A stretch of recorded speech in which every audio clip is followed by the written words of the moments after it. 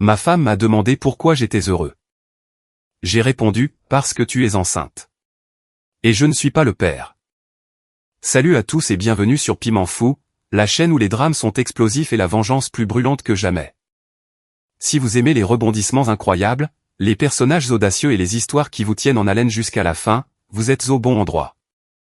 Abonnez-vous et plongez dans des récits captivants de trahison, de karma et de revanche ultime. Préparez-vous à des moments inoubliables et des fins satisfaisantes, uniquement sur Piment Fou. Activez la cloche et que le spectacle commence. La pluie martelait mon pare-brise comme des balles tombées du ciel, et j'étais accroupi dans mon allée à 23h30 un mardi soir, luttant avec un feu arrière cassé qui se moquait de moi depuis 3 semaines. L'eau avait traversé ma veste, coulant le long de ma colonne vertébrale en ruisseau froid qui me faisait jurer à voix basse. Mais honnêtement, réparer ce maudit feu sous un déluge me semblait plus honnête que de rester à l'intérieur à prétendre que je n'avais pas remarqué que ma femme, Léna, commençait à sentir l'eau de Cologne d'un autre. 3 mois. C'est le temps qu'elle mettait à rentrer tard de ses réunions de stratégie à l'entreprise de biotechnologie où elle travaillait comme directrice des ressources humaines. 3 mois à trouver des reçus inconnus dans son sac à main, des restaurants où je n'étais jamais allé, des hôtels et des villes qu'elle prétendait n'avoir jamais visitées. 3 mois à la regarder prendre une douche dès qu'elle franchissait la porte, effaçant des preuves que j'étais apparemment trop stupide pour voir. Je m'appelle Étienne Fournier, mais tout le monde m'appelle Élie. Je dirige Fournier Réparation à domicile, ce qui semble plus impressionnant que ça ne l'est. Principalement, je répare des tuyaux qui fuient et des charnières qui grincent pour les habitants de notre ville délabrée de Valmont, où l'ancienne papeterie a fermé il y a 15 ans et où la moitié des vitrines du centre-ville ont des panneaux à louer qui prennent la poussière. C'est un travail honnête, mais ça ne demande pas de diplôme universitaire, ce que Léna me rappelle chaque fois qu'elle veut gagner une dispute. J'ai serré la dernière vis du nouveau boîtier d'ampoule, l'eau de pluie coulant de mon nez. Voilà, marmonnai-je, j'ai réparé quelque chose qui voulait vraiment être réparé. Les gyrophares rouges et bleus sont apparus dans mon rétroviseur avant même que je ne sois sorti de l'allée. Je me suis immédiatement garé sur le côté, confus. Mon immatriculation était à jour et je n'avais pas fait d'excès de vitesse. Diable, je bougeais à peine. L'agent qui s'est approché de ma fenêtre avait l'air assez jeune pour être mon fils, si Léna et moi avions réussi à avoir des enfants. C'était un autre point sensible entre nous, bien que nous ayons cessé d'en parler il y a des années. Papier du véhicule et permis de conduire, s'il vous plaît, dit-il, la main posée sur son arme de service. Bien sûr, agent. Je plissai les yeux pour lire son nom. Martin, puis-je vous demander de quoi il s'agit? Son visage devint blême quand il regarda mon permis. Vraiment blême, comme s'il avait vu un fantôme. Monsieur, je vais vous demander de sortir du véhicule immédiatement. Quoi? Pourquoi? Sortez maintenant. Les mains en évidence. Mon cœur se mit à battre la chamade. Écoutez, si c'est pour le feu arrière, je viens de le réparer. Vous pouvez vérifier. Monsieur Fournier, votre femme a déposé des plaintes il y a 6 mois pour violence conjugale. Il y a un mandat d'arrêt actif contre vous. Le monde bascula. Ma femme a déposé quoi? Mais l'agent Martin appelait déjà des renforts, la voix tendue par la nervosité. Je demande une autre unité à l'angle de la rue de l'Église et de la rue du Marché. J'ai Étienne Fournier en garde à vue. Il doit y avoir une erreur, dis-je en levant les mains. Une grosse erreur. Je n'ai jamais fait de mal à ma femme. Nous n'avons même pas d'enfants. Monsieur, le rapport mentionne des incidents spécifiques impliquant vos enfants. Sortez du véhicule maintenant. Enfant. Le mot me frappa comme un coup de poing dans le ventre. Léna et moi avions essayé pendant des années avant d'abandonner. Nous n'avions jamais eu d'enfants. Quelqu'un s'était lourdement trompé. 20 minutes plus tard, j'étais assis dans une salle d'interrogatoire au commissariat de Valmont, dégoulinant encore d'eau de pluie sur le sol en linoléum. L'inspecteur Dubois, un ancien militaire bourru aux tempes grisonnantes et au regard méfiant, était assis en face de moi avec un épais dossier. Monsieur Fournier, nous avons des allégations très graves ici, commença-t-il. Inspecteur Dubois, je pense qu'il y a une erreur. Ma femme n'a jamais déposé de plainte contre moi. Il ouvrit le dossier et en sortit une photographie. Est-ce votre femme? C'était Léna, mais elle avait l'air différente. Plus jeune, en quelque sorte, avec des cheveux plus courts et une expression nerveuse que je ne lui avais jamais vue. Elle était assise dans ce qui semblait être la même salle d'interrogatoire. C'est ma femme, mais... Et ce sont vos enfants? Il fit glisser une autre photo sur la table. 2 enfants, peut-être 8 et 10 ans, assis sur un canapé que je n'avais jamais vu. Le garçon avait les cheveux sombres comme les miens, et la fille avait les yeux verts de Léna, mais je ne les avais jamais vus de ma vie. Inspecteur, je n'ai pas d'enfant. Ma femme et moi, nous avons essayé pendant des années, mais nous n'avons jamais eu d'enfant. C'est de la folie. Dubois étudia attentivement mon visage. Quel est votre deuxième prénom, monsieur Fournier? Jacques. Étienne Jacques Fournier. Il feuilleta les papiers dans le dossier en fronçant les sourcils. Le mandat d'arrêt est pour Étienne Michel Fournier. Ce n'est pas moi. Même prénom et nom de famille, même année de naissance, même ville d'origine mentionnée sur la plainte initiale. Il se pencha en arrière dans sa chaise. Mais un deuxième prénom différent, un numéro de sécurité sociale différent, et il marqua une pause, étudiant quelque chose dans le dossier, une adresse différente il y a 6 mois. Donc, il y a un autre Étienne Fournier, apparemment. Et selon ce dossier, c'est votre frère jumeau. La pièce devint silencieuse, à l'exception du bourdonnement des néons au plafond. Je fixai l'inspecteur Dubois, attendant une blague qui ne vint jamais. Je n'ai pas de frère jumeau. Selon les registres de l'état civil, si. Étienne Michel Fournier, né le même jour que vous à l'hôpital général de Valmont. Séparés à la naissance, adoptés par des familles différentes. Ma bouche devint sèche. C'est impossible. Votre femme ne l'a jamais mentionné? La question flotta dans l'air comme de la fumée. Léna n'avait jamais dit un mot sur un quelconque frère, jumeau ou non. Mais d'un autre côté, Léna gardait beaucoup de secrets ces derniers temps. Inspecteur, puis-je vous demander quelque chose? Dans ces plaintes que ma femme aurait déposées, semblait-elle contrariée, effrayée? L'expression de Dubois changea légèrement. Elle semblait réciter, comme si elle avait répété ce qu'elle allait dire. Réciter comment? La plupart des victimes de violences conjugales sont émotives, confuses. Elles se répètent, mélangent les détails parce que le traumatisme affecte la mémoire. Votre femme était très précise, très organisée. Elle avait des dates, des heures, des incidents spécifiques, tout était exposé comme une chronologie. Et cela vous a paru étrange? Ça m'a paru préparé. Il ferma le dossier et se leva. Monsieur Fournier, vous êtes libre de partir. Nous allons émettre une correction sur le mandat d'arrêt, et je veillerai à ce que cela n'affecte pas votre casier judiciaire ou vos antécédents. Je me levai lentement, les jambes tremblantes. Inspecteur, où puis-je trouver mon frère? Je ne peux pas vous donner cette information. Mais il s'arrêta à la porte. Si j'étais vous, je poserais à ma femme des questions difficiles sur la raison pour laquelle elle n'a jamais mentionné avoir un beau-frère. La pluie avait cessé quand je suis rentré, mais la maison semblait plus froide que la nuit d'octobre à l'extérieur. Léna était déjà au lit, ou faisait semblant de l'être. Je pouvais voir de la lumière sous la porte de la chambre et l'entendre parler doucement au téléphone. Je suis resté dans le couloir, à écouter. Je t'ai dit que c'était une mauvaise idée depuis le début, Cédric, chuchota-t-elle. Et s'il découvre tout? Cédric. J'avais déjà entendu ce nom. Chuchoter dans son sommeil. Mentionné nonchalamment dans des conversations sur le travail. Cédric Moreau, un représentant commercial en vue dans son entreprise. Non, il ne se doute de rien. Élie n'est pas si malin. Les mots me frappèrent comme une gifle. J'étais marié à cette femme depuis 8 ans, et elle parlait de moi comme si j'étais une sorte d'idiot incapable de lasser ses propres chaussures. L'histoire avec la police, c'était ton idée, continua-t-elle. Je n'ai jamais voulu impliquer son frère, mais tu as dit que ça le détournerait de la piste s'il devenait méfiant à notre sujet. Notre sujet? Voilà, c'était enfin révélé. Très bien, je vais m'en occuper. Mais Cédric, si tout explose, je ne tomberai pas seul. Je m'éloignai de la porte et marchai vers la cuisine, mon esprit tournant à plein régime. Léna ne se contentait pas de me tromper. Elle travaillait activement à détruire ma vie et apparemment celle de mon frère aussi haut pour couvrir sa liaison. J'ai toujours pensé que ma femme pouvait me rendre invisible. Il s'avère qu'elle a simplement fait de moi un fantôme. Mais les fantômes, j'étais en train de l'apprendre, peuvent être des choses très dangereuses.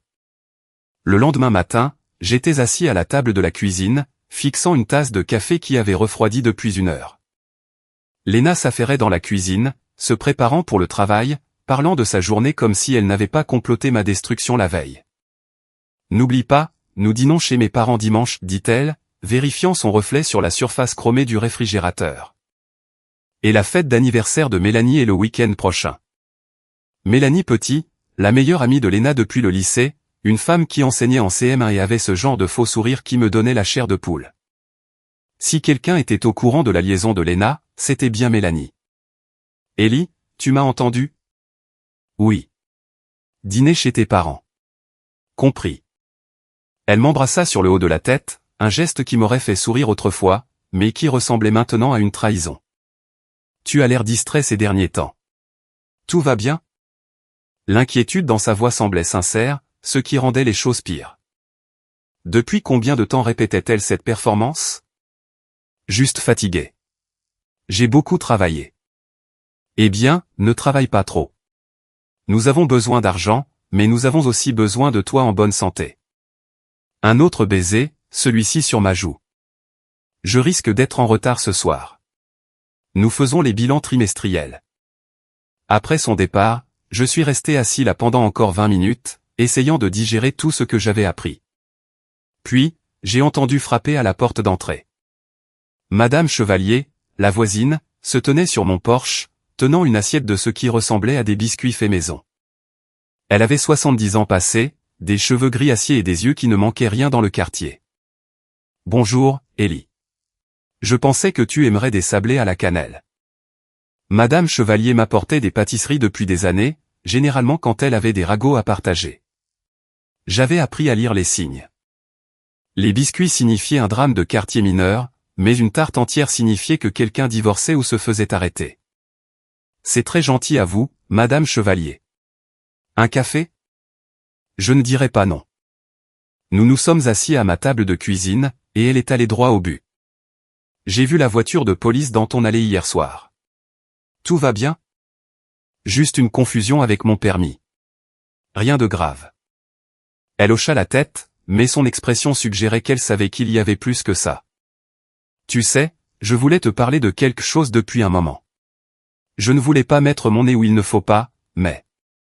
De quoi s'agit-il? C'est à propos de Léna. Mon estomac se serra. Quoi à son sujet? Eh bien, je n'aime pas les ragots, mais j'ai vu sa voiture près de cet immeuble de condo pour célibataires sur le quai de la rivière. Le bel immeuble avec les balcons. Elle y est allée assez souvent ces derniers temps. Toujours pendant la journée, quand tu travailles. Le quai de la rivière. Je connaissais l'endroit. Des condos chers qui surplombaient la rivière de Valmont, où les jeunes professionnels avec plus d'argent que de bon sens aimaient vivre. Peut-être qu'elle rendait visite à une amie, dis-je faiblement. Madame Chevalier me lança un regard qui disait qu'elle n'était pas née de la dernière pluie. Mon cher, je suis marié depuis 53 ans. Je sais à quoi ressemble rendre visite à une amie, et je sais à quoi ressemble l'adultère. Et ta femme ne rend visite à aucune amie. Elle sortit un petit morceau de papier de son sac à main. Appartement 4B. Une Lexus argentée sur la place de parking. La même voiture qui te suit en ville ces derniers temps. Qui me suit? Tu n'as pas remarqué? Une Lexus argentée, vitre teintée. Elle était garée en face de ton chantier 3 fois cette semaine. Hier, elle était garée au bout de ta rue quand tu es rentré. Un frisson me parcourut l'échine. Madame Chevalier, vous êtes sûre? Ellie, je suis peut-être vieille, mais mes yeux fonctionnent très bien. Quelqu'un t'observe, et ce n'est pas la police. Après son départ, je suis resté assis à fixer l'adresse qu'elle m'avait donnée. Appartement 4B, quai de la rivière. Je pourrais y aller tout de suite, affronter celui qui y vivait, exiger des réponses. Mais quelque chose me disait que j'avais besoin de plus d'informations d'abord. J'ai appelé mon associé, Tommy Bernard, et lui ai dit que j'avais besoin de prendre une journée personnelle. Tommy me demandait de prendre des congés depuis des mois, inquiet de la quantité de travail que j'abattais. Il n'avait pas besoin de connaître la vraie raison. Mon premier arrêt fut la bibliothèque municipale de Valmont. Si j'avais un frère jumeau, il devait y avoir des archives quelque part, des actes de naissance, des papiers d'adoption, quelque chose. la bibliothécaire, une femme nommée Janet qui m'avait aidé à faire des recherches sur les codes du bâtiment pour des projets professionnels, fut heureuse de m'aider. Nous avons passé 2 heures à fouiller dans les archives publiques, les archives de journaux et les bases de données d'adoption. Ce que nous avons trouvé m'a glacé le sang. Étienne Michel Fournier, né le 15 octobre 1985 à l'hôpital général de Valmont. Frère jumeau d'Étienne Jacques Fournier. Les 2 garçons placés à l'adoption immédiatement après la naissance. Étienne Jacques, adopté par Robert et Suzanne Fournier, un couple local qui essayait d'avoir des enfants depuis des années. Étienne Michel, pris en charge par l'État et placé en famille d'accueil. Il y avait d'autres dossiers, des dizaines. Foyer d'accueil, centre de détention pour mineurs, délit mineur, appel pour troubles domestiques. Mon frère avait eu une vie difficile, ballotté de foyer en foyer, ne trouvant jamais la stabilité que j'avais considérée comme acquise. Les dossiers les plus récents étaient les plus troublants. Il y a 6 mois, Étienne Michel Fournier avait été arrêté pour violence conjugale. La plaignante était répertoriée comme étant Lena Donovan, le nom de jeune fille de ma femme. Mais selon le rapport d'arrestation, l'incident avait eu lieu à une adresse que je n'avais jamais vue, impliquant des enfants que je n'avais jamais rencontrés. Mon frère avait apparemment vécu avec une femme qui ressemblait exactement à ma femme dans une sorte de vie parallèle qui n'avait aucun sens. J'ai tout imprimé et je suis rentré chez moi, hébété. Rien de tout cela n'avait de sens. Comment Lena avait-elle rencontré mon frère? Pourquoi avait-elle porté de fausses accusations contre lui? Et pourquoi quelqu'un dans une Lexus argentée me suivait-il en ville? Les réponses ont commencé à arriver ce soir-là, quand j'ai décidé de suivre ma femme. Lena a quitté la maison à 18h30, prétextant aller dîner avec Mélanie avant leur réunion du club de lecture. J'ai attendu 10 minutes, puis je l'ai suivie dans mon camion, restant assez loin pour ne pas être vue. Elle n'est pas allée chez Mélanie. Elle n'est allée dans aucun restaurant. Elle s'est rendue directement au condo du quai de la Rivière et s'est garée devant l'appartement 4B. Je me suis garé de l'autre côté de la rue et j'ai regardé pendant qu'elle se dirigeait vers la porte d'entrée. Elle s'est ouverte avant qu'elle ne puisse frapper, et un homme est sorti pour l'embrasser. Il était grand, musclé, avec le genre de cheveux parfaitement coiffés qui criait la vanité. Ce devait être Cédric Moreau. Ils se sont embrassés comme des amants qui avaient été séparés pendant des semaines au lieu de quelques heures. Puis ils sont entrés, et les lumières de la chambre à l'étage se sont allumées. Je suis resté dans mon camion pendant 2 heures, prenant des photos avec mon téléphone, documentant tout. Quand ils sont finalement ressortis, ils riaient de quelque chose, complètement détendus. Lena avait l'air plus heureuse que je ne l'avais vue depuis des années. Cédric l'a raccompagnée à sa voiture, et ils ont parlé quelques minutes. Je ne pouvais pas entendre ce qu'ils disaient, mais leur langage corporel était intime, familier. Ce n'était pas une nouvelle relation. Alors que Lena s'éloignait, Cédric a sorti son téléphone et a passé un appel. Même de l'autre côté de la rue, je pouvais le voir gesticuler avec colère, faisant les 100 pas devant son condo. Quand il a raccroché, il a regardé directement mon camion. Pendant un instant, nous nous sommes fixés du regard de part et d'autre de la rue. Puis il a souri, pas un sourire amical, mais le genre de sourire qu'un chasseur adresse à sa proie et est rentré à l'intérieur. Mon téléphone a vibré avec un message texte d'un numéro inconnu, « Arrête de suivre ta femme ou tu finiras comme ton frère ». Je suis rentré chez moi les mains tremblantes, vérifiant mon rétroviseur toutes les quelques secondes. La Lexus argentée était là, restant juste assez près pour me faire savoir que j'étais surveillé.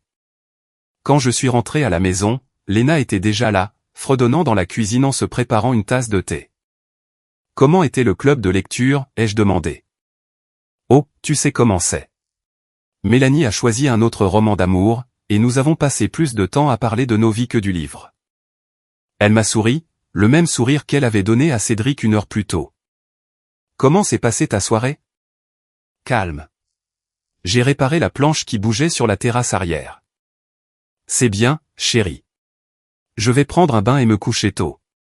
Je suis épuisé. » Je l'ai regardé monter à l'étage, et pour la première fois en 8 ans de mariage, j'ai eu l'impression de vivre avec une parfaite inconnue.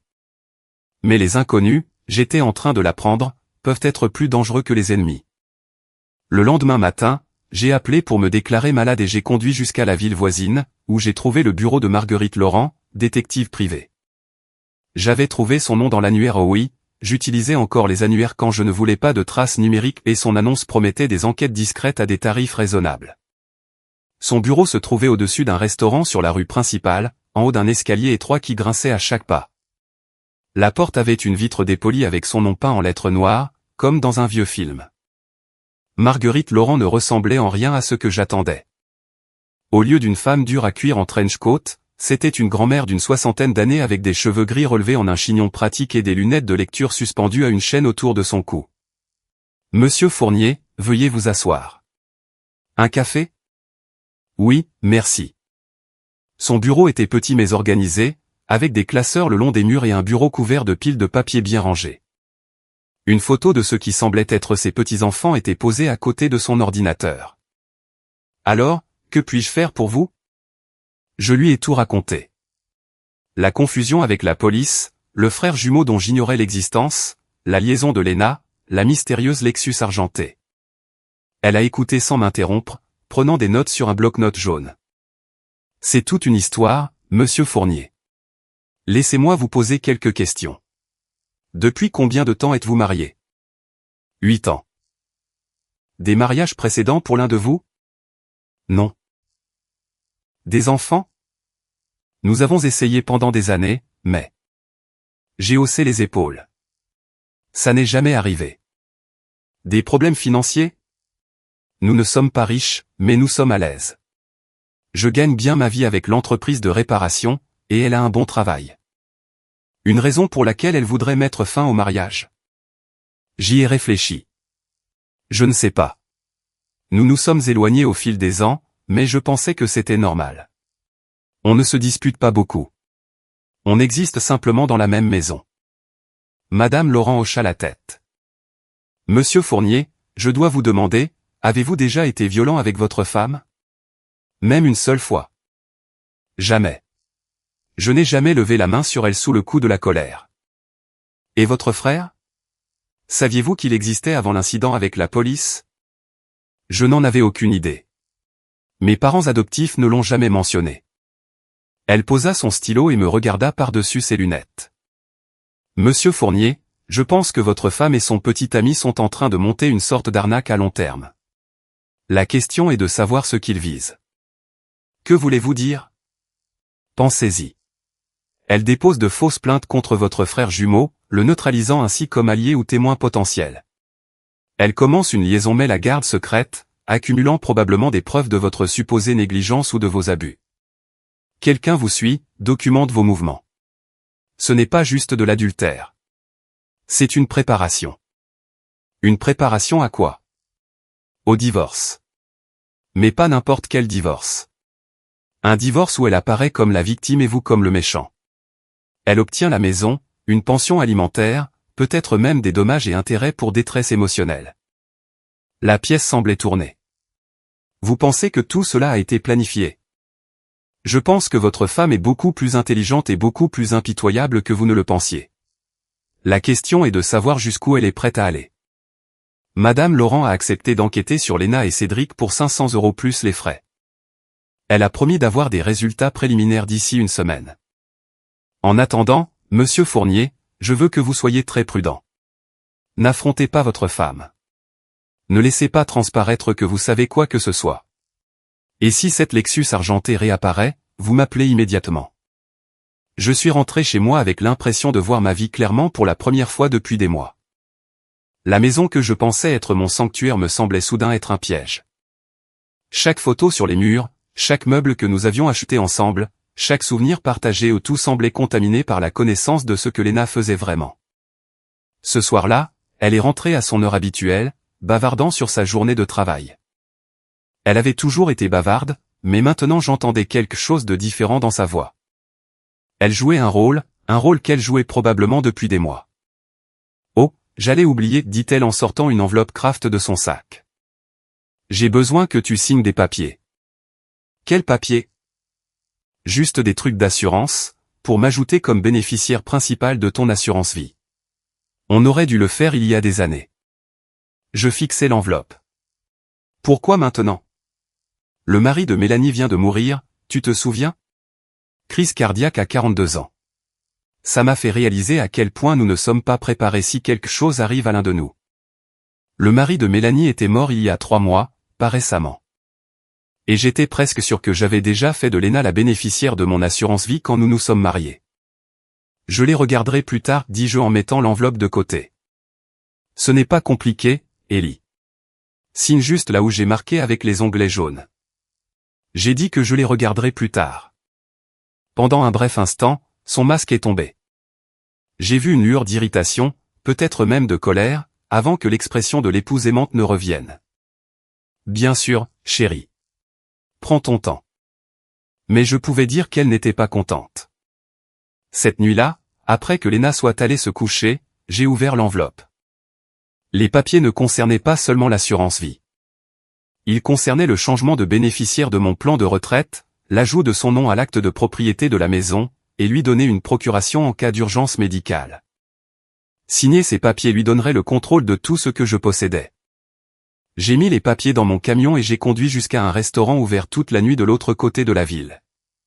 Sous les dures lumières fluorescentes, j'ai appelé le numéro d'urgence de Madame Laurent. Madame Laurent, c'est Ellie Fournier. Je pense que ma femme essaie de me tuer. Madame Laurent m'a rejoint au restaurant à minuit, l'air remarquablement alerte pour quelqu'un qui avait probablement dormi 1 heure plus tôt. Elle a commandé un café et a examiné les papiers d'assurance que j'avais apportés. Ce ne sont pas des formulaires de bénéficiaires standards, dit-elle après quelques minutes. Cette clause de procuration est très large. Elle lui donnerait le droit de prendre des décisions médicales même si vous êtes conscient et compétent. Qu'est-ce que ça veut dire? Ça veut dire que si vous vous retrouviez à l'hôpital, elle pourrait refuser un traitement en votre nom ou autoriser des traitements que vous ne vouliez pas. Le café dans mon estomac se transforma en acide. Vous pensez vraiment qu'elle prévoit de me tuer? Je pense qu'elle prévoit votre mort, ce qui n'est pas tout à fait la même chose. Ça pourrait être un accident, des causes naturelles, un suicide. Mais avec ses papiers signés, elle hériterait de tout et aurait une couverture légale pour toutes les décisions médicales qu'elle prendrait. Qu'est-ce que je dois faire? Premièrement, ne signez rien. Deuxièmement, nous devons trouver votre frère. Si j'ai raison et qu'il s'agit d'une arnaque à long terme, il pourrait avoir des informations dont nous avons besoin. L'inspecteur a dit qu'il ne pouvait pas me donner l'adresse de mon frère. L'inspecteur Dubois ne travaille pas pour moi. Elle sourit sombrement. J'ai d'autres sources. 2 jours plus tard, Madame Laurent a appelé avec une adresse. Mon frère vivait dans un immeuble délabré en périphérie de la ville, faisant des petits boulots dans le bâtiment au noir et essayant de rester invisible. J'y suis allé un samedi matin, les mains tremblantes en montant les escaliers jusqu'à l'appartement 2C. Le bâtiment sentait la cigarette et le désespoir, avec de la peinture écaillée et des fenêtres cassées recouvertes de carton. J'ai frappé à la porte et j'ai attendu. Des pas se sont approchés, se sont arrêtés, et j'ai entendu quelqu'un regarder par le Judas. Qui est là? La voix était comme si j'entendais la mienne sur un enregistrement. Familière, mais fausse en quelque sorte. Je m'appelle Ellie Fournier. Je pense que tu es mon frère. Une longue pause, puis le bruit de plusieurs serrures qu'on déverrouille. La porte s'est ouverte, et je me regardais. Pas exactement moi-même. Il était plus mince, avec des cheveux plus longs et une cicatrice allant de son oreille gauche à sa mâchoire. Mais la ressemblance était indéniable. Mêmes yeux, même nez, même menton têtu que notre mère biologique nous avait apparemment transmis à tous les deux. Bon sang, dit-il. Ouais, je sais. Tu me ressembles comme 2 gouttes d'eau. C'est toi qui me ressembles. Nous sommes restés là à nous regarder pendant une bonne minute avant qu'il ne s'écarte pour me laisser entrer. Son appartement était petit et dépouillé, un canapé, une télé, une table de jeu avec 2 chaises mais il était propre, et il y avait des livres partout. Philosophie, histoire, littérature classique. Quoique mon frère soit d'autre, il était instruit. Je suis Jake, dit-il en tendant la main. Ellie. Je sais, j'ai suivi ton histoire dans les rapports de police. Tu es au courant de la confusion? Confusion? Il rit amèrement. C'est comme ça qu'ils appellent ça? Il se dirigea vers la cuisine et revint avec 2 bières. Assieds-toi, mon frère. On a beaucoup de choses à se dire. Jake m'a raconté une histoire qui m'a glacé le sang.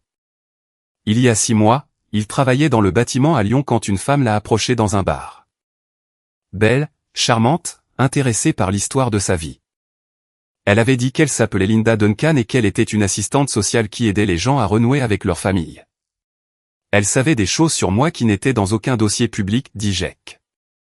Des détails sur mon enfance, mes familles d'accueil, même certaines des familles qui avaient envisagé de m'adopter. Elle a dit qu'elle avait été engagée par mon frère jumeau pour me retrouver. Engagée par moi. C'est ce qu'elle a dit. Elle avait des photos de toi, savait où tu travaillais, connaissait ta femme. Elle a dit que tu me cherchais depuis des années. La femme avait convaincu Jake de la rencontrer plusieurs fois sur une période de 2 semaines. Elle avait gagné sa confiance, appris des choses sur sa vie, ses difficultés, son casier judiciaire. Elle avait même pris des photos de lui, soi-disant pour me les montrer. Puis elle m'a demandé de lui rendre un service, continua Jake. Elle a dit que tu avais des problèmes de couple, que ta femme te trompait, et que tu avais besoin de preuves. Elle voulait que je suive ta femme, que je documente la liaison. Et tu l'as fait? J'étais désespéré, Ellie. J'avais été seul toute ma vie, et soudain j'avais un frère qui voulait une relation. J'aurais fait tout ce qu'elle demandait. Mais le service était un piège. Jake avait suivi Lena jusqu'à l'appartement de Cédric, tout comme moi.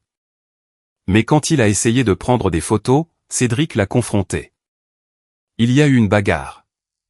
Cédric avait porté le premier coup, mais Jake l'avait terminé. La minute d'après, les flics étaient à ma porte. Ta femme portait plainte pour harcèlement et agression. Elle avait des photos de ses bleus, des témoins qui disaient que je l'avais menacée. Tout était un coup monté. Pourquoi ne leur as-tu pas parlé de Linda Duncan? J'ai essayé, mais il n'y avait aucune trace d'elle.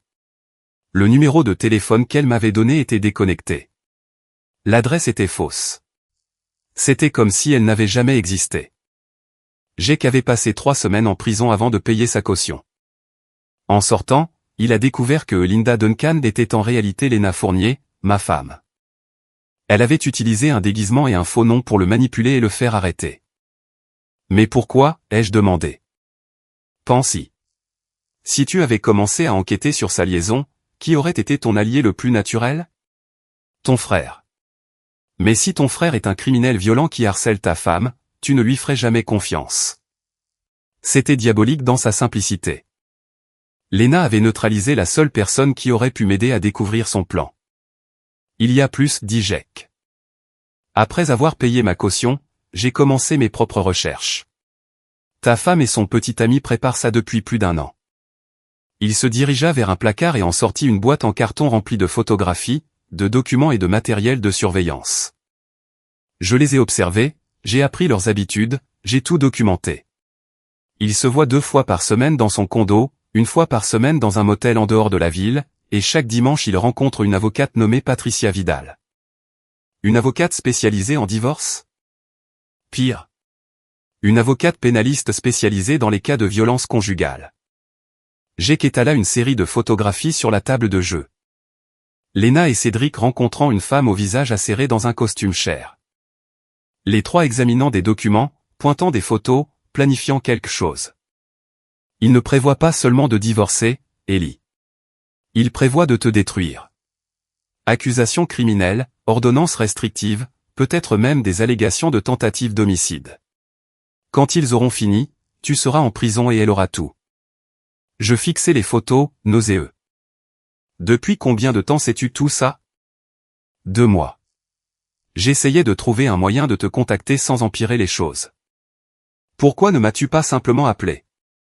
Parce qu'ils surveillent ton téléphone, te suivent en ville, documentent chacun de tes mouvements.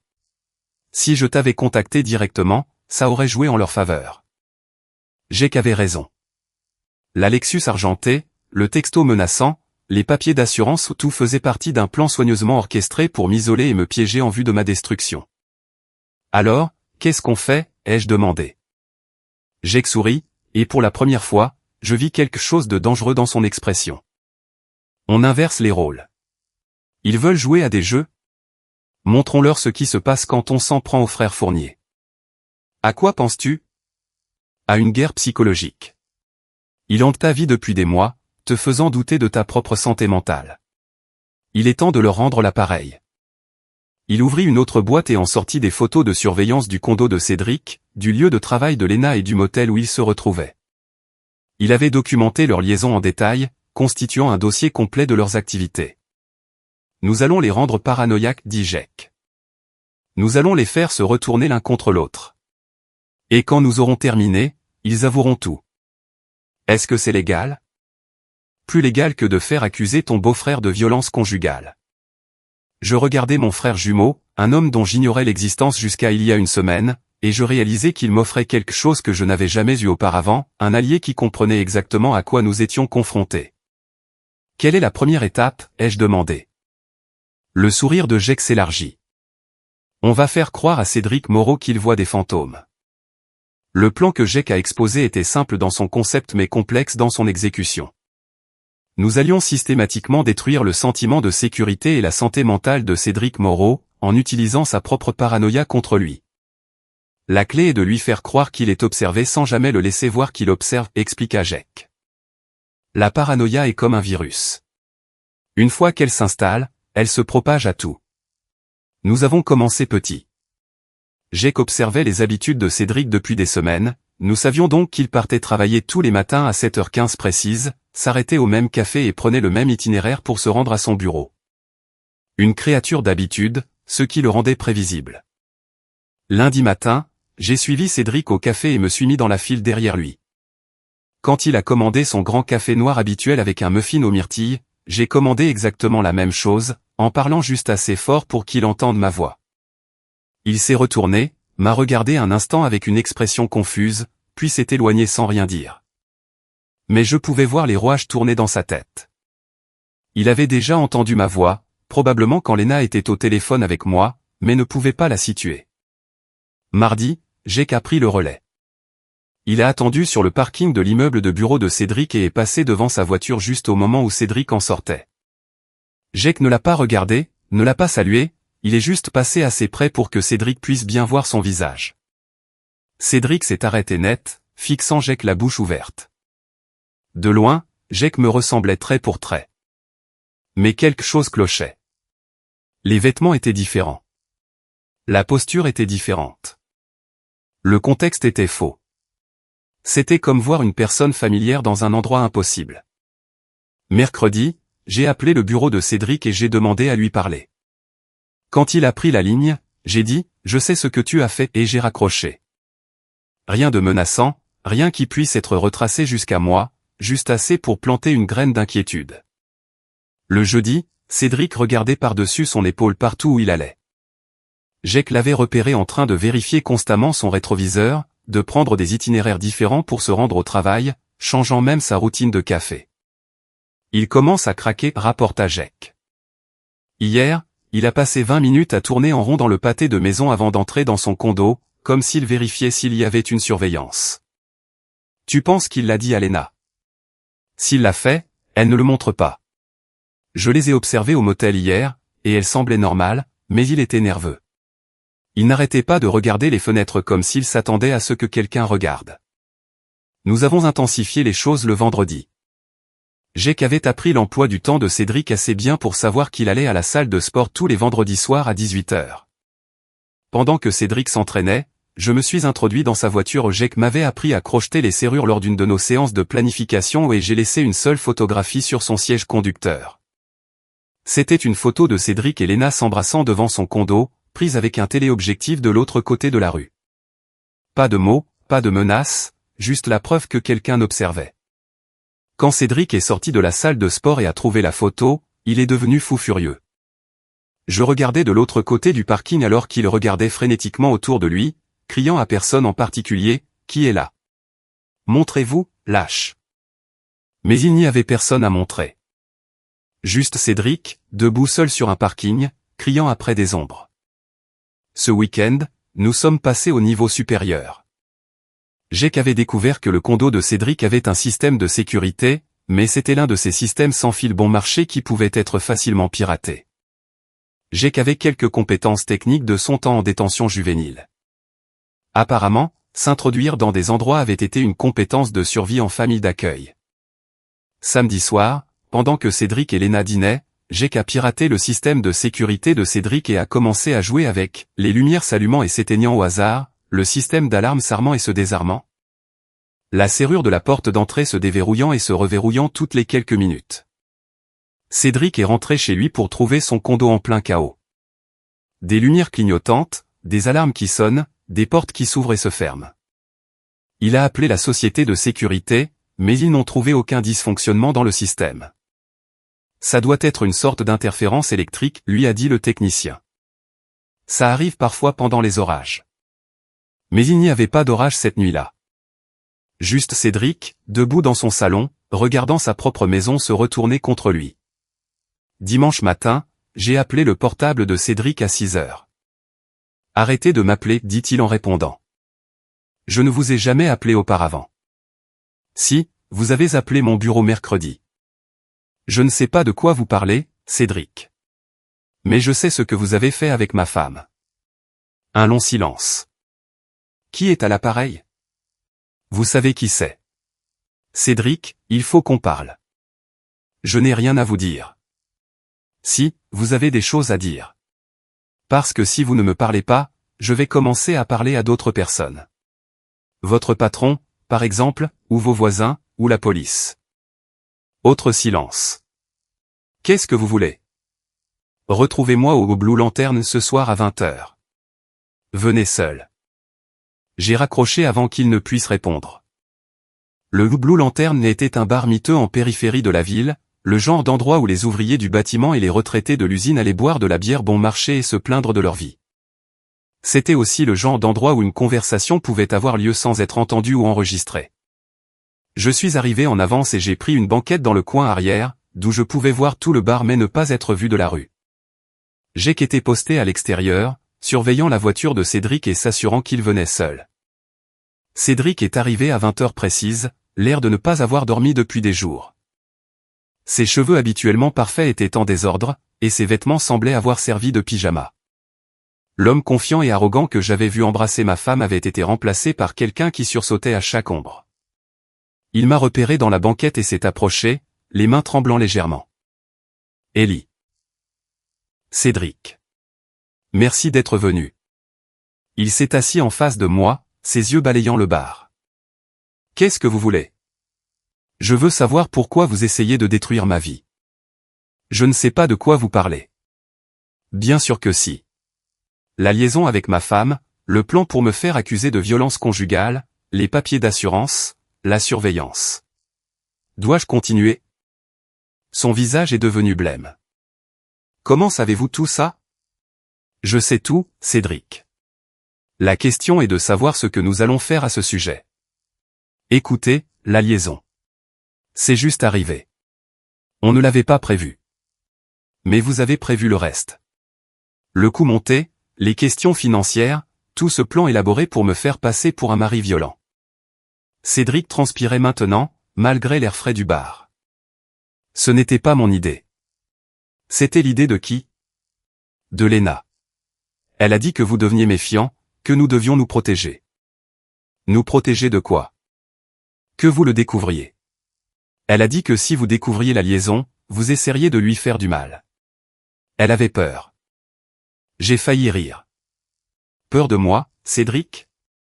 Je n'ai jamais haussé la voix sur ma femme, encore moins la main. La seule personne pour qui je suis une menace, c'est votre compte en banque quand elle divorcera. Elle a dit que vous aviez un tempérament violent. Que vous l'aviez déjà menacé. Quand? Donnez-moi un exemple précis. Cédric a ouvert la bouche, puis l'a refermée. Elle a dit. Elle a dit beaucoup de choses, n'est-ce pas? Et vous les avez toutes crues parce que ça rendait plus facile de justifier ce que vous faisiez. Ce n'est pas comme ça. Alors, c'est comment? Cédric a de nouveau regardé autour du bar, comme s'il s'attendait à voir quelqu'un nous observer. Quelqu'un m'a suivi, m'a appelé, est entré dans ma voiture. Vraiment? Qui? Je ne sais pas. Mais il vous ressemble. Même visage, même voix. Mais ça ne peut pas être vous parce que vous êtes ici et il était là et... Il s'est interrompu, réalisant à quel point il paraissait fou. Cédric, que savez-vous de ma famille? Que voulez-vous dire? Est-ce que Léna a déjà mentionné que j'ai un frère jumeau?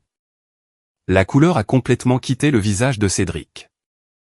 Un jumeau? Un vrai jumeau. Il s'appelle Jake, et il est très intéressé à vous rencontrer. Les mains de Cédric tremblaient ouvertement maintenant. C'est impossible. Léna a dit que vous étiez fils unique. Léna dit beaucoup de choses. La plupart sont des mensonges. Je me suis penché en avant, baissant la voix. Voici ce qui va se passer, Cédric. Vous allez mettre fin à la liaison avec ma femme. Vous allez cesser de participer à n'importe quel plan qu'elle a concocté pour me piéger. Et vous allez disparaître complètement de nos vies. Et si je ne le fais pas? Alors mon frère et moi allons rendre votre vie très, très désagréable. Ce que vous avez vécu cette semaine n'est qu'un début. Cédric s'est levé brusquement, renversant sa bière. C'est de la folie. Vous êtes tous les deux fous. Peut-être, mais nous sommes aussi très motivés. Il s'est éloigné de la table. J'appelle la police. Et vous leur direz quoi? Que quelqu'un a laissé une photographie dans votre voiture? Que votre système de sécurité est défaillant? J'ai souri. Bon courage avec ça. Cédric s'est retourné et est sorti du bar en courant, me laissant seul avec ma bière que je n'avais pas touchée. Mon téléphone a vibré avec un texto de Jake, il conduit comme un fou. A grillé 2 feux rouges. Je crois qu'il se dirige vers le bureau de Léna. Parfait. Laissons Cédric raconter notre conversation à Léna. Laissons-le essayer de lui expliquer l'histoire du frère jumeau dont elle n'a jamais parlé. Laissons-les commencer à se demander ce qu'ils ignorent d'autre sur l'homme qu'ils ont essayé de détruire. Le harcèlement psychologique de Cédric Moreau n'était que le début. Il était maintenant temps de nous concentrer sur ma femme. La visite paniquée de Cédric à l'immeuble de bureau de Léna était exactement ce que Jake et moi avions espéré. Jake l'a suivi jusque-là et a observé à travers les vitres du hall Cédric faire les 100 pas frénétiquement en attendant que Léna descende. Quand elle est apparue, Cédric a attrapé son bras et l'a entraîné dans une conversation intense qui a duré 20 minutes. Elle avait l'air choquée, a rapporté Jake plus tard. Quoi qu'il lui ait dit, elle ne s'y attendait pas. Ce soir-là, Léna est rentrée à la maison en agissant bizarrement. Elle était nerveuse, distraite, vérifiant son téléphone constamment. Pendant le dîner, elle n'arrêtait pas de me jeter des coups d'œil comme si elle me voyait pour la première fois. « Tout va bien ?» ai-je demandé. « Je vais bien, juste des soucis de travail. »« Je peux aider ?» ?»« Non, c'est compliqué. » Après le dîner, elle est montée et a passé 2 heures au téléphone avec quelqu'un, parlant à voix basse. Je ne pouvais pas distinguer les mots, mais le ton était urgent, inquiet. Le lendemain matin, elle a annoncé qu'elle prenait quelques jours de congé. « Je dois rendre visite à ma sœur à Bordeaux », a-t-elle dit. Urgence familiale. La sœur de Léna vivait en Provence et elle ne s'était pas parlé depuis 3 ans, mais j'ai simplement hoché la tête et lui ai souhaité un bon voyage. Dès qu'elle est partie, j'ai appelé Jake. Elle prend la fuite. Pas encore, mais elle y pense. Je l'ai suivi jusqu'au condo de Cédric. Ils sont en mode panique totale. Quelle est la prochaine étape? Nous les séparons. Faisons en sorte qu'ils se retournent l'un contre l'autre. Jake avait étudié des livres de psychologie pendant son séjour en prison, essayant de comprendre l'esprit criminel et comment le manipuler. Il avait appris que les partenariats les plus solides pouvaient être brisés en introduisant le doute et la paranoïa. Léna est le cerveau de l'opération, a-t-il expliqué. Cédric n'est que le muscle. Si nous pouvons faire croire à Cédric que Léna prévoit de le trahir, il parlera. Comment on fait ça?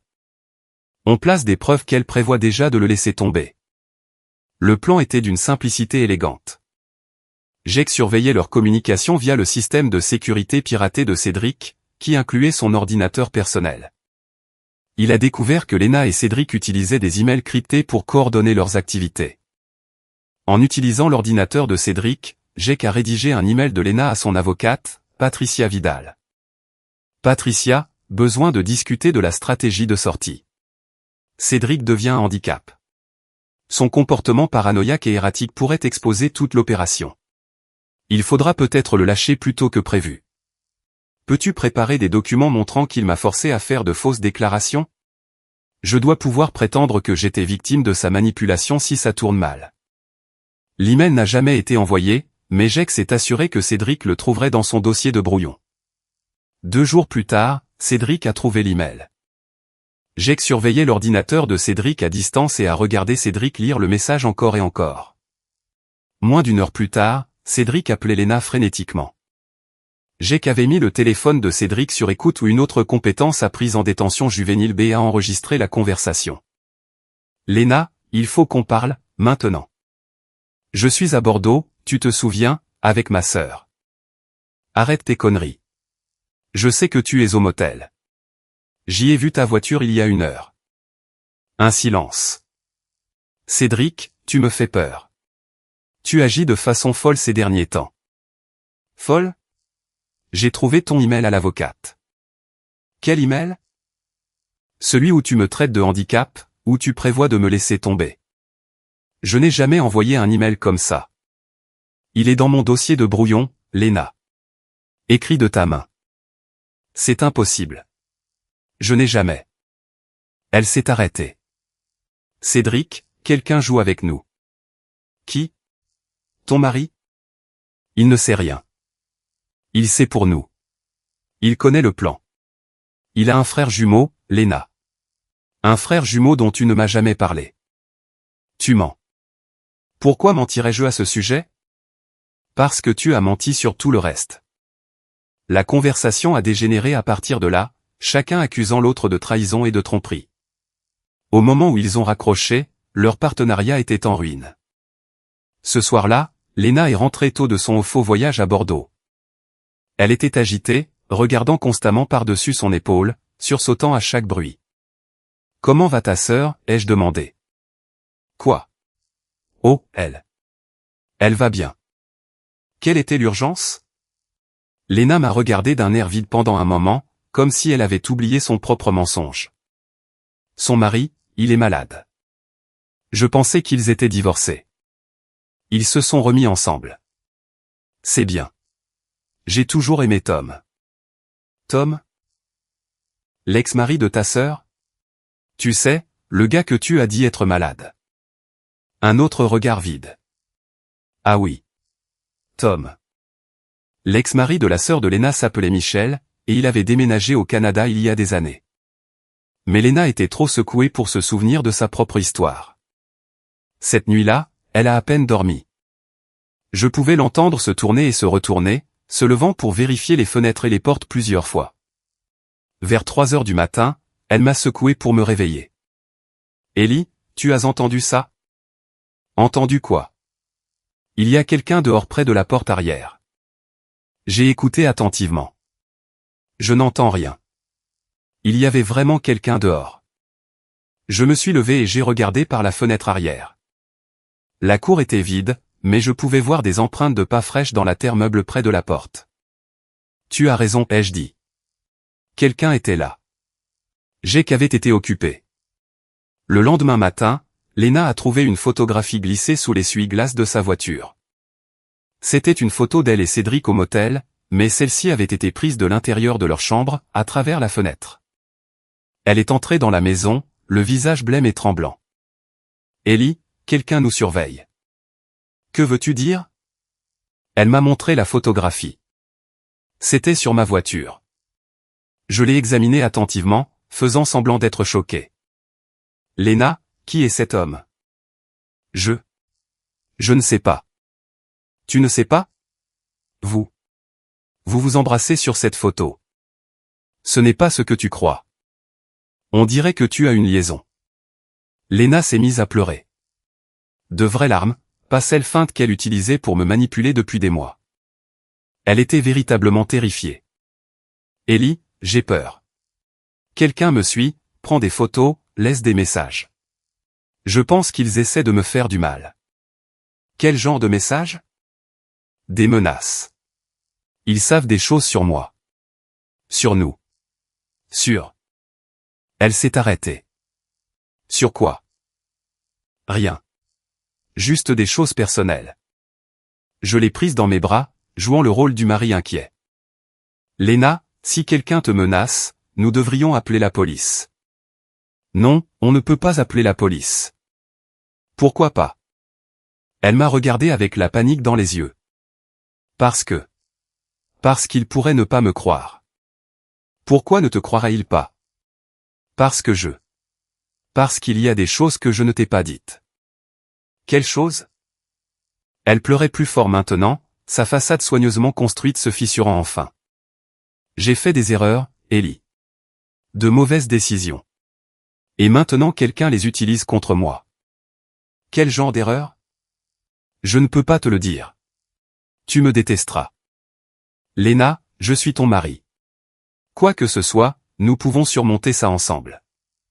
Elle m'a regardé avec quelque chose qui aurait pu être une émotion sincère pour la première fois depuis des mois.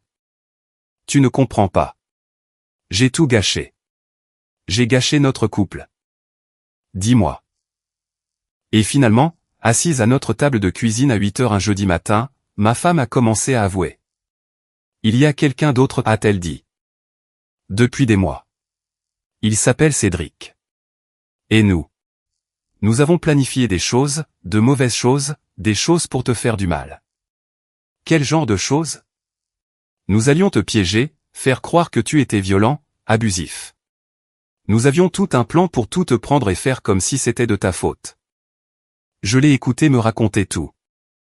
Les fausses plaintes contre Jake, la surveillance, les papiers d'assurance, les réunions avec l'avocate, tout est sorti dans un flot de culpabilité et de terreur. Mais maintenant, quelqu'un sait, a-t-elle terminé. Quelqu'un nous a observés, a tout documenté, et je pense qu'ils vont nous détruire tous les deux. Je l'ai tenue pendant qu'elle pleurait, ressentant un mélange de satisfaction et de pitié sincère. C'était la femme que j'avais aimée pendant 8 ans, réduite à une coquille brisée et terrifiée par sa propre cupidité et sa paranoïa. Lena, dis-je doucement, j'ai besoin que tu fasses quelque chose pour moi. Quoi? J'ai besoin que tu appelles Cédric et que tu mettes fin à tout ça. À tout. La liaison, le plan, tout. Il ne m'écoutera pas. Il pense que j'essaie de le trahir. Alors, convainc-le du contraire. Parce que si tu ne le fais pas, celui qui vous a observé va tout révéler, et quand ça arrivera, vous irez tous les deux en prison. Elle a hoché la tête, essuyant ses yeux. D'accord, je vais essayer. Mais il était trop tard pour essayer. Jake et moi avions déjà gagné. La phase finale de notre plan était sur le point de commencer. Cédric ne faisait plus confiance à Lena, et Lena était trop terrifiée pour penser clairement. Leur partenariat, construit sur des mensonges et la cupidité, s'est effondré sous la pression de la paranoïa et de la suspicion mutuelle. Jake et moi l'avons regardé s'écrouler comme une démolition contrôlée. Le point de rupture est arrivé quand Cédric a reçu un autre faux email. Celui-ci, soi-disant de Patricia Vidal à Lena. Lena, j'ai examiné votre situation. Je recommande la cessation immédiate de la relation avec Cédric Moreau. Son casier judiciaire et son comportement instable en font le bouc émissaire parfait pour les allégations de violence conjugale. On peut prétendre qu'il vous a contrainte à de fausses déclarations par des menaces et de l'intimidation. Suggérez que vous documentiez toute preuve de son comportement menaçant envers vous. Nous pouvons l'utiliser pour renforcer votre position et l'éliminer comme témoin potentiel contre vous. Patricia. Comme l'email précédent, il n'a jamais été envoyé, mais Cédric l'a trouvé dans son dossier de brouillon. Cette fois, il n'a pas appelé Lena. Il est venu directement chez nous. Je l'attendais. Jake m'avait prévenu que Cédric était en route, conduisant comme un fou et probablement armé de rien d'autre que de rage et de désespoir. Cédric a martelé ma porte d'entrée à 21 h ce soir-là. Lena était à l'étage, probablement endormie, bien que je soupçonne qu'elle écoutait chaque mot. Ouvre, Ellie. Il faut qu'on parle. J'ai ouvert la porte calmement. Cédric avait l'air d'avoir vécu un enfer. Mal rasé, les yeux hagards, portant les mêmes vêtements depuis 2 jours. Cédric, que puis-je faire pour toi? Ta femme essaie de me détruire. Entre. Discutons comme des gens civilisés. Il m'a suivi dans le salon, faisant les 100 pas comme un animal en cage. Elle a prévu de me piéger depuis le début. De me faire porter le chapeau pour tout. Pour tout? Je ne suis pas sûr de comprendre de quoi tu parles. Le plan pour te piéger, les accusations de violence conjugale, les trucs financiers, tout. Elle m'a monté un coup pour que je prenne toute la responsabilité. Je me suis assis dans mon fauteuil préféré et lui ai fait signe de s'asseoir également. Il est resté debout, trop agité pour rester immobile. Cédric, je pense que tu dois commencer par le début. Quel plan? Et ainsi, Cédric, dans son désespoir paranoïaque, m'a tout raconté. La liaison, la surveillance, les fausses accusations contre Jake, l'arnaque à l'assurance, les réunions avec l'avocate. Il a exposé toute la conspiration en détail, pensant qu'il révélait la trahison de Lena alors qu'il se confessait à moi. Elle m'a fait croire que c'était pour nous protéger, a-t-il dit. Mais elle prévoyait de me laisser tomber depuis le premier jour. C'est une sacrée accusation, Cédric. Ce n'est pas une accusation. C'est la vérité. J'ai des preuves. Il a sorti son téléphone et m'a montré des captures d'écran des faux emails que Jake avait placés. Regarde ça. Elle prévoyait de tout me mettre sur le dos. J'ai examiné les emails avec le choc et l'inquiétude appropriés. Cédric, ce sont des allégations très graves. Si ce que tu dis est vrai, alors vous avez tous les deux commis plusieurs crimes. C'est pour ça que je suis ici. Je veux passer un marché. Quel genre de marché? Je témoignerai contre elle.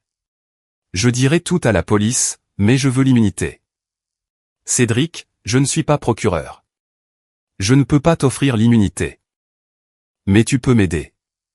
C'est toi la victime ici. Si tu soutiens mon témoignage, ils devront t'écouter.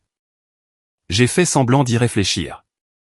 Tu serais prêt à témoigner que ma femme a orchestré un plan pour me faire accuser de violence conjugale? Oui. Et qu'elle a porté de fausses accusations contre mon frère? Oui. Et qu'elle a tenté de m'escroquer financièrement? Tout. Je leur dirai tout. Cédric, il y a juste un problème avec ton plan. Lequel? J'ai enregistré cette conversation. Cédric est devenu blême. Quoi? J'ai levé mon téléphone, qui enregistrait depuis qu'il avait commencé à parler. Tout ce que tu viens de me dire, la confession, les détails de la conspiration, ton offre de témoigner, tout est là-dessus. Vous ne pouvez pas utiliser ça. Je n'ai pas consenti à être enregistré.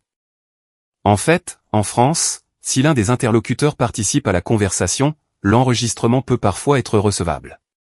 Et j'ai consenti. Cédric s'est jeté sur mon téléphone, mais j'étais prêt.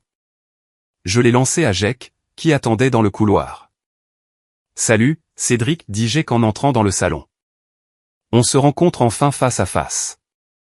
Cédric a regardé Jake, puis moi, puis de nouveau Jake. Vous êtes vraiment deux. Des jumeaux identiques, ai-je dit, bien que Jake ait eu une vie beaucoup plus intéressante que la mienne. Vous nous avez manipulés, dit Cédric, la réalisation l'envahissant. Nous vous avons rendu l'appareil, répondit Jake. Vous avez joué avec nos vies, alors nous avons joué avec les vôtres. Cédric a regardé autour de la pièce comme un animal piégé. Où est Lena? Juste là, dit ma femme depuis l'escalier. Elle est descendue lentement, le visage strié de larmes. Elle avait tout entendu. Cédric, comment as-tu pu, dit-elle. Tu allais tout me mettre sur le dos. Tu allais me le faire en premier. Je n'ai jamais envoyé ces emails. Alors qui l'a fait? J'ai qu'à lever la main. Ce serait moi.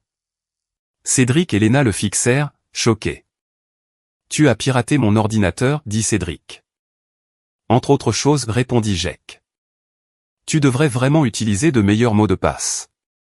Les photographies, la surveillance, le système de sécurité. Cédric reconstituait le puzzle. Tout ça, c'était nous, ai-je dit. Nous vous avons observé pendant des semaines, tout documenté, vous montant l'un contre l'autre. Mais pourquoi, demanda Lena. Pourquoi ne pas simplement nous affronter directement? Parce qu'une confrontation directe ne nous aurait pas donné ce que nous voulions, répondit Jake. Et c'était quoi? Des aveux complets de votre part à tous les deux, ai-je dit. Des aveux de culpabilité qui tiendraient devant un tribunal. Vous avez enregistré tout ça, demanda Lena.